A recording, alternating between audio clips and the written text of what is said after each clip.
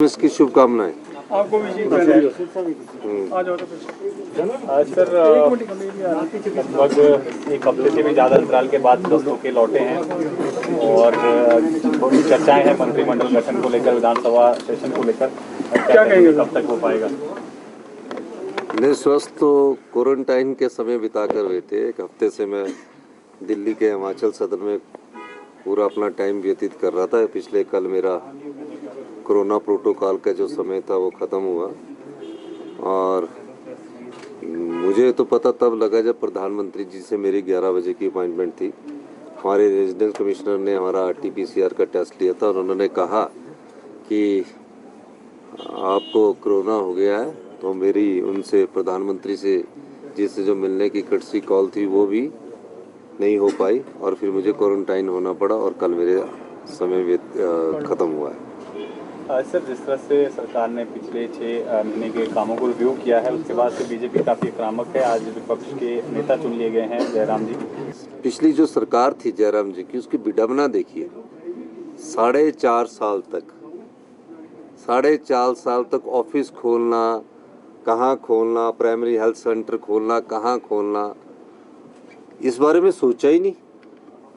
और जब चुनावों का वक्त आया तो 590 संस्थान खोल दिए। इतने संस्थान जितने भी प्रदेश के पिछले मुख्यमंत्री रहे हैं उन्होंने भी नहीं खोले। और संस्थान कैसे खुले? प्राइमरी हेल्थ सेंटर PN के द्वारा चलाए जा रहे थे। किसके द्वारा? PN के द्वारा चलाए जा रहे थे। और कईयों की नोटिफिकेशन हुई है, स्टाफ ही नहीं है। कोई भर्तियां हुई इन संस्थानों में, 590 संस्थानों में। जब इसका कैलकुलेशन किया गया कि इन संस्थानों को जब खोला जाए तो उसके लिए 3000 करोड़ रुपया की जरूरत है। प्रदेश में 75,000 करोड़ रुपए का बोझ है। आपने 3000 करोड़ का प्रावधान करना था। डबल इंजन की सरकार बोलते थे, रिवाज बदलने की बात बोलते थे। आपने 3000 करोड़ का इन संस्थानों को खोलने के लिए प्रावधान करना था। अब कोई मेडिकल हेल्थ इंस्टीट्यूशन PN चलाएगा? कोई CSC एक डॉक्टर चलाएगा? ना एक्सरे की मशीन है, ना CT स्कैन की मशीन है आपकी, ठीक है, गवर्नेंस नाम की चीज़ नहीं थी। आप संस्थान खोल के राजनीतिक रोटियां तो सेक रहे थे, लेकिन लोगों ने उन संस्थानों खोलने के बाद भी, 590 संस्थान खोलने के बाद भी जनता ने आपको नकार दिया। मेरे विधायक दल की बैठक हुई, सभी 40 विधायक आए। 5 विधायकों की कमेटी बनी, हर्षवर्धन चौहान जी, संजय रतन जी, मोहनलाल ब्राक्टा जी, भवानी पठानिया जी और एक और विधायक थे। 5 की विधायक सब ने स्टडी किया, रिपोर्ट्स मंगाएगी कितने प्राइमरी हेल्थ सेंटर में। तो 30 और 25-30 हेल्थ सेंटर में कोई PN भी नहीं है। बाकी में कुछ जगह PN तो रखे उन्होंने। ठाकुर जयराम जी को अपने विधानसभा क्षेत्र में संस्थान खोलने थे, अच्छी बात थी। लास्ट के दिनों में खोलने की क्या जरूरत थी?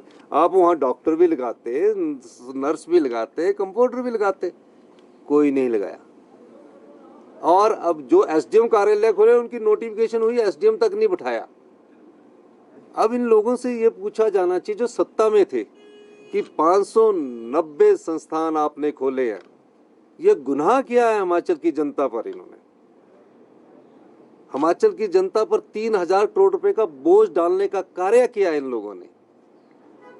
हम जनता की अदालत में पूछेंगे कि जब कभी कोई संस्थान खोलना हो तो क्या उसमें कर्मचारी और अधिकारियों की जरूरत नहीं होते? क्या CSC खोलनी हो, PSC खोलनी हो, क्या उसमें डॉक्टर नहीं लगने चाहिए? उन्हीं CSC से, पुराने CSC से डॉक्टर उठाकर वहां लगा दिए गए और जो पुराने संस्थान चलते थे उनको भी कमजोर कर दिया गया। भारतीय जनता पार्टी को इस बात का जवाब देना चाहिए। आंदोलन करने से पहले आंदोलन करिए, लोगों को ये जवाब दीजिए कि 590 संस्थान जो आपने खोले उसके लिए 3000 करोड़ रुपए का आपने डबल इंजन की सरकार से 4.5 साल पहले क्यों प्रावधान नहीं किया गया? ये बात बहुत स्पष्ट है कि सिर्फ राजनीतिक दृष्टिकोण से जो संस्थान खोले जाते हैं, अगली सरकार पर बोझ डालने के लिए जो सरकार को खोलने जाते हैं। हमने इसीलिए कहा है, हम सत्ता के लिए नहीं आए हैं, हम व्यवस्था परिवर्तन के लिए आए हैं।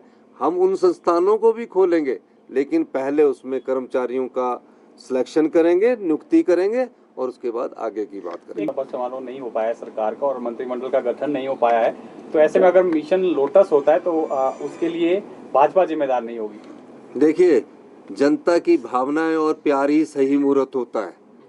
जब जनता ने चुनाव करके भेज दिया तो सबसे सही मुहूर्त क्या होता है? जो जनता की भावनाएं हैं, रिज पर जो जन सा लाभ उमड़ा, भगवान भी उसमें आशीर्वाद देता है, ये तो सही मुहूर्त है। और हमने तो पिछले 20 दिन से, मैं तो खुद 7 दिन से क्वारंटाइन में, सारे विधायक घूम रहे। हिमाचल में कोई ऑपरेशन लोटस ना चलने पाएगा, ना चल सकता है।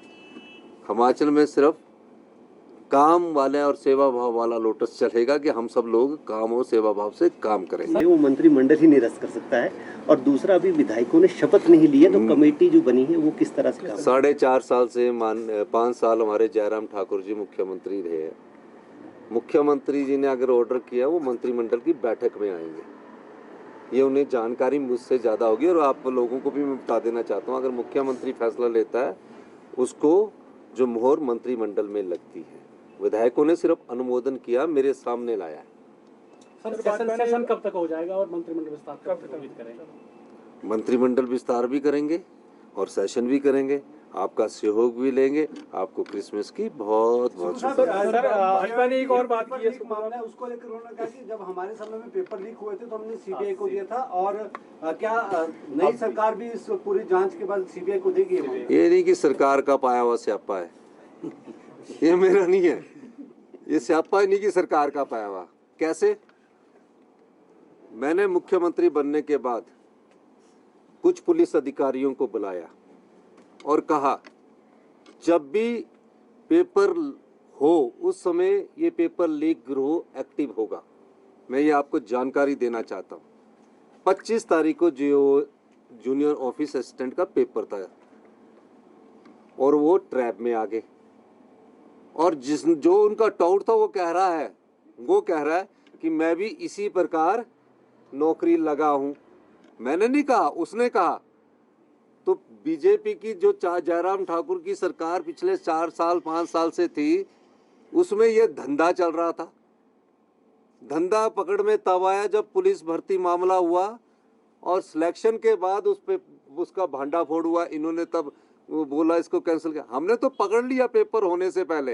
ये आपकी कारगुजारी है, ये आपकी करतूतें हैं जिनको हम साफ कर रहे हैं। हम सत्ता में इसीलिए आए हैं कि इन कारगुजारियों को, इन करतूतों को साफ करें। हम सत्ता नहीं, व्यवस्था परिवर्तन के लिए आए हैं। आपको बिल्कुल अपनाना चाहिए। हम तो चाहते जल्दी कोर्ट जाए ताकि कोर्ट में हम बता सके ये नोटिफिकेशन है, कौन सा कर्मचारी की नियुक्ति कब हुई, कब सिलेक्शन हुई। एक भी इंटरव्यू तो इनसे होते नहीं है। अगर इन संस्थानों को खोलने के लिए आप तो सब पत्रकार बंधु है। जितने रिजल्ट एसएसबी में फंसे हुए हैं, कोई रिजल्ट इनका पिछले 5 साल में नहीं आया, कोई इन्होंने नियुक्तियां नहीं की।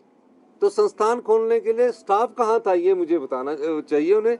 और आप करिए, हाई कोर्ट में जाइए। हाई कोर्ट में हम जनता की अदालत, हम तो खुद जनता की अदालत में जाना चाह रहे हैं, बताना चाह रहे हैं कि कितना बड़ा धोखा आपने हिमाचल की जनता के साथ किया, अपने विधानसभा क्षेत्र के लोगों के साथ किया। संस्थान खोल दिए, कर्मचारी है ही नहीं, पैसा है ही नहीं, बजट में आपत्तियां हुई है। मैंने एक चीज, अब सीमेंट प्लांट और ट्रक ऑपरेटर्स यूनियन के बीच में मामला है। आज ही सेक्रेटरी इंडस्ट्रीज की पिछली कमेटी मिली, मैं उनसे फीडबैक लूँगा। लेकिन मैं एक बात कह देना चाहता हूँ कि हिमाचल में जो भी सीमेंट प्लांट है, हिमाचल के लोगों को, मेरी विभाग से बात हुई है, आने वाले समय में सीमेंट सस्ता मिलेगा। ये मामला उससे जुड़ा हुआ नहीं है। ये मामला ट्रक ऑपरेटर्स और कंपनी के बीच है। वो आपसी सहमति बना रहे हैं। सरकार उस पर लॉ, कानून व्यवस्था पर पूरा ध्यान रखे हुए है और आपसी सहमति बनेगी, आपको बता दी जाएगी। बहुत बहुत धन्यवाद। Thank you.